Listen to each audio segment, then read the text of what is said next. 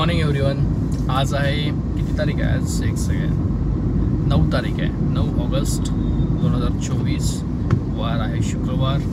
आज आपला आहे second day for car talks. असं काही स्पेशल टॉपिक नाही आहे बोलायला, पण यस, मी ॲक्च्युली असा एकदम बिग बॉसचा खूप मोठा फॅन नाही आहे की डेली असं बसून बघायचं. अदरवाईज एपिसोड मिस झाले की रिपीट बघायचं किंवा कंटिन्युअसली बघायचं. पण घरामध्ये डेफिनेटली आई वगैरे बघते आणि त्यांच्यासोबत बसल्या बसल्या मी पण बघतो. आणि सध्या मराठी बिग बॉस चालू आहे, त्याच्यावर खूप सारे इंस्टाग्रामवरचे पण इन्फ्लुएन्सर्स आलेत आणि त्याच्यामध्ये एक सूरज चव्हाण म्हणून एक आहे, आपण त्याला इंस्टाग्रामवर खूप पाहिले पण आहे. आणि त्याला ज्या प्रकारे ट्रीटमेंट भेटली सुरुवातीला थोडी, हे जे काही मोठी मोठी so called influencers, real influencers आहेत, त्यांच्याकडून ट्रीटमेंट भेटली आहे, ते थोडंफार मला वाईट वाटलं त्याच्यासाठी. कारण की एकतर जनरली मी त्याच्या मनात जे काय चालू आहे मी फील करू शकतो. कारण की एक गावाकडून आलेला मुलगा, थोडाफार नाव कमावलं आहे, पण ह्या सिनेमा वर्ल्डमध्ये कधी त्यांनी असं एंट्री नाही घेतली. मीन्स कधी त्याचं तिथं सहवास जास्त नाही राहिला. जे असतात ॲक्च्युली सेट असतात, पिक्चरची शूटिंग असते किंवा हे असे मालिकेचे सेट असतात, तिथं कधी त्याचं डेफिनेटली सहवास नसणार आहे. आणि सडनली तो तिथं जातो आहे, एक रियालिटी शो करतो आहे, त्यामुळे तो थोडा अंडर कॉन्फिडन्स झाला असणार आहे किंवा थोडा नर्वस झाला असणार आहे डेफिनेटली. आणि त्याच्या ॲप्रोचवरून आणि त्याच्या घरातल्या राहणीमानावरून पण दिसून येतं की तो थोडा अंडर कॉन्फिडंट होतो किंवा घाबरतो थोडा. पण ज्या प्रकारे त्याला ट्रीटमेंट दिली की शूज हलवण्यासाठी किंवा शूज जागेवर ठेवण्यासाठी, परत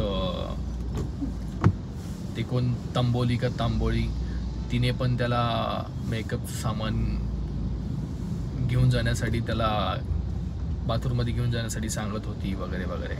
आणि परत किचनमध्ये पण ती कोण जान्हवी सध्या खूपच सगळ्यांच्या डोक्यात चालली आहे डेली, पण ती पण त्याला ज्या प्रकारे ट्रीटमेंट देते आहे ते खूप चुकीचं आहे ॲक्च्युली.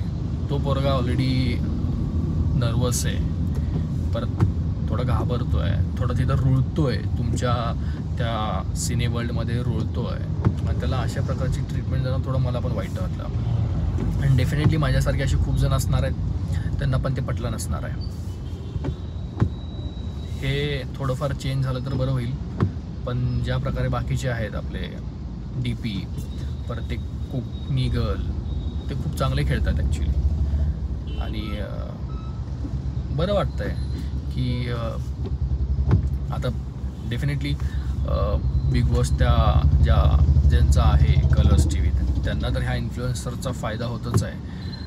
आणि जे प्रत्येकजण करून घेतच आहे डेफिनेटली. असले जे चॅनल्स वगैरे असतात, डेफिनेटली जे सध्या मार्केटमध्ये चालू आहे त्यांना कॅप्चर करणार असते.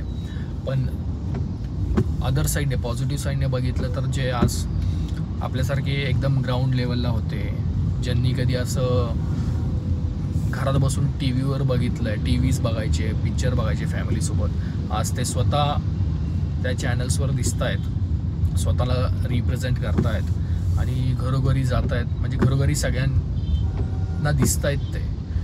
हे आपल्यासारख्या एका सामान्य माणसाला खूप मोठी गोष्ट आहे, चांगली गोष्ट आहे. असं व्हायला पाहिजे. फक्त एवढंच की जरा डिग्निटी ठेवून खेळलं तर बरं होईल सगळ्यांनी. अदरवाईज आपला सपोर्ट सगळ्या मराठी माणसांना असणारच आहे. एवढंच आहे आजचा कार टॉक एवढाच. Thank you so much.